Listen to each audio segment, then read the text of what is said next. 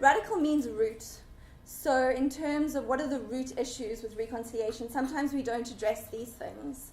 Sometimes we think about the good things of connection and coming together and working together and understanding each other, but when they're underlying and overarching inequalities, and you don't get to those, then you're missing something important. We are at a point at the moment in South Africa's history where we are being challenged to bring reconciliation down from a kind of concept up there represented by the saints of reconciliation to a rooted concept which is between ordinary citizens. And what does that mean and what does that look like? And also radical in the terms of new. You know, we are entering a new era. And so radical denotes revolutionary or new, so a way that we can rethink reconciliation. We have the interpersonal psychological aspects of reconciliation. Understanding, healing, forgiveness, dialogue, truth, connection. These are the concepts that are often associated with reconciliation. If you ask people, what does it mean? These are the things that often come up. But then on the other side, you have the social structural issues, power relations, systems of meaning, societal structures, and the organization of space. And radical reconciliation argues that these two realms need to be held together in dynamic relationship with one another, because they do in fact act in dynamic relationship with one another. The second parent of the concept is the current context of today. And a nice way to think of it is living reconciliation or rooting reconciliation. And then the third parent is the results of the SARB. So one of the key findings is that class inequality obstructs reconciliation, that in the perceptions of ordinary South Africans, material inequality matters very much for reconciliation.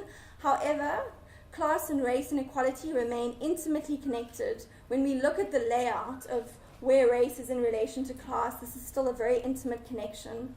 Another key finding, it speaks to racial integration, and that we see a lot more racial integration for the middle and upper classes, but for the poor, and this is also speaks to the geographical legacies of apartheid, there's still a lot of exclusion, not a lot of radical reconciliation. Then when we look at questions of integration, and the way we do this, we ask two questions. We say, how often do you interact with someone from a different race in an everyday situation like work and school?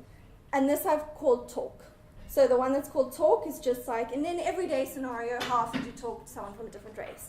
And then socialization is how often do you do this in an intimate setting, like socializing, someone who's a friend, someone who you'll actually connect to and try and understand what their experience is. And that's called socialization. And so the graph looks at this in terms of the LSM groups. The first thing to notice is that talk is much higher than socialization. So that's something. Like, even though we're interacting, are we really connecting as human beings in terms of the lived experience of the other? Memory politics are important for reconciliation, because how we remember the past, what the past means to us, will impact on how we can relate to each other and how we can relate to different experiences of the past. Because let's be honest, in South Africa, the experience of white South Africans is very different to the experience of black South Africans. We hold different histories, different legacies, different places within a relationship of oppression, which are difficult to come to terms with, and we haven't done that much work in terms of doing that. What does it mean if we do go the route of redress? And especially because people haven't been pushed to connect and understand the lived experience of the other. So asking the question, many black South Africans are poor because of apartheid, this also speaks to redress. White South Africans are much less likely to agree with that. Apartheid government oppressed the majority of South Africans, also much less likely. Apartheid was a crime against humanity, also much less likely. In fact, it's only just over 50% of white South Africans who will say apartheid was a crime against humanity. It is a general tendency that belonging to the norm or dominant group comes with a lack of awareness of the way that you are privileged by belonging to that group. Whereas if you belong to a marginalized group, it often comes with heightened racial consciousness, a heightened awareness of the way that privilege is operating. What does it do to us as South Africans to be involved in this history and legacy of oppression? Not just as those who were oppressed, but those who were oppressors.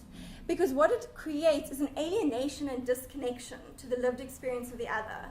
But in order to face that, that is painful, because we don't want to often look and say, this is what our history is, this is what our legacy is. We were part of a system, even if we weren't practicing it, we were part of it. The Truth and Reconciliation did a lot of good work in terms of bringing victims and perpetrators together, but in terms of pushing and supporting South Africans, both black and white, to come to terms with what the history means and to develop deeper humanity, because ultimately reconciliation, I think at its best, that pushes us to be better humans. It pushes us to connect to each other.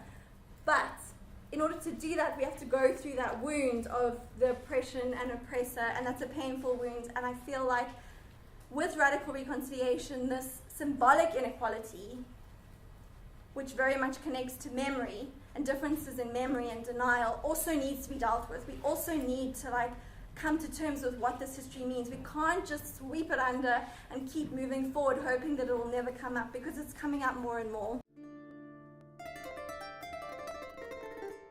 I'm often approached for comment on whatever latest racial incident that has taken place. The journalist who was working on a story on white repentance in post-apartheid South Africa, and she was using Adrian Vlok as the foil for the piece. So what I said to this journalist is that Adrian Vlok is hung up on apology, on saying sorry without doing enough to reflect on what he is apologizing for. The language he uses to speak about what he's doing is almost verbatim the language created during the transition to democracy, particularly the language created by the TRC's processes. He speaks of forgiveness, saying sorry, perpetrator, and victim as singular concepts that he doesn't need to interrogate or unpack any further. The Commission's definition of perpetrator of apartheid is limited to state agents like Vlok, and its definition of victim is those who befell harm as a result of the perpetrator's actions. In addition, the Commission narrowed its scope of the crimes of apartheid, or some would say necessarily narrowed its scope of the crimes of apartheid to gross human rights abuses. Those gross human rights abuses by apartheid state agents and others in defense of apartheid were to create and protect a social order that was in essence a state-sponsored criminal enterprise that directed national resources disproportionately among the population and used national resources to deny huge swathes of the population opportunities for development, economic activity, and education. So Vlok's actions, the crimes he perpetrated, were more than the gross human rights abuses, as grotesque as those were. I told her that Vlok's foot washing is largely self-serving and that it is not entirely of symbolic coincidence that as he washes black people's feet, he's also washing his hands. Another scene where Vlok was in a church in some unnamed poor black township in Johannesburg. I did some digging up. That church turned out to have been a church in Orange Farm. The congregants were initially suspicious of Vlok's intentions. Why did he want to wash their feet? But they allowed him to do it anyway and were moved by the experience. Having Adrian Vlok there washing feet was especially cathartic for the pastor, a 46-year-old man named Richard Kanyile, who'd invited Vlok to the church. This is what Kanyile is quoted as saying about the congregants' response to Vlok. There were two women. They doubted if the man has changed really. They asked Vlok, "Tell us, what will be our restoration?" The women spoke of the everyday humiliations blacks still experience at the hands of whites. When you walk into a bank, they look at you as if you're not supposed to be there. But then, Vlok asked to wash our feet as a sign of humbleness. That actually changed the whole church. We've never experienced the wave that hit the church. It electrified everything. As he was washing the feet, I saw a lot of tears, even among young people. And this is what Kanyile says happened when Vlok came to wash his own feet. It was explosive. I was crying, and he was crying. I was not aware I was also a victim of apartheid. But as he was washing my feet, I realized we were all actually affected by what happened in the past. Now, this passage was devastating for me to read, not because the juxtaposition of what I said about Vlok's actions could be read to negate the validity of Kanyile's response to Vlok washing his feet. What gutted me about that scene was that until that point, Kanyile, a 46-year-old man living in a poor black township in Johannesburg, had not actually, in his mind, thought that he was a victim of apartheid. That was a converse of what I told the journalist about Vlok's own view of his role as a perpetrator. Until that point, I'd only ever peripherally considered the totalizing effects of the transition period's concepts, of its reconciliation ideology, in other words, on the victims of apartheid, on black people. Not only does Vlok understand his actions or his only crimes as gross human rights abuses, and I guess a white supremacist mindset that he's now shedding by washing black people's feet, there are also black people who believe, even if at a subconscious level, that their lives were untouched by the crimes of apartheid, purely because they themselves did not personally suffer some kind of gross human rights abuse. So that's why if Vlok will come to wash my feet, I will refuse until he's gone back and applied his mind independently of the transition period's ideas and received knowledge of what constitutes victim, perpetrator, and crime of apartheid. And I think that if he does go back and begin interrogating some of those concepts, some of those ideas about his complicity and his role, and how his actions were beyond just gross human rights abuses, were actually defending a social order that itself was a criminal enterprise, I think he might stop making a show of washing black people's feet and become more actively involved in dismantling the social order that he so brutally defended. Along with the interpersonal and the psychological, we must be dismantling the social order that apartheid and Dutch and British colonialism before it created in this country. We ought to be flattening this hierarchy and constructing an egalitarian society wherein everybody has their basic human rights, particularly their socio-economic rights, met. And we should be doing this as expeditiously as we possibly can for the interests of justice. The thing about talk, again, I also have a problem with using talk as a measurement, because white people talk to black folk all the time and have been, giving instructions to Trifina and Mavis in the kitchen or at restaurants, all of that stuff. So talk has never been the problem. The structure and the relation of the talk is what has not been interrogated enough for me. How would Vlok's remorse, if it is remorse, I use the word carefully, be better demonstrated? How can white people demonstrate an acceptable remorse for what happened? What it is to be black and black oppression is not something that South Africa or black South Africans have particular ownership about. We cannot continue to have this conversation talking about South Africa, only apartheid, and think that whiteness has a particular meaning only in South Africa because of apartheid. For sure that is not the case.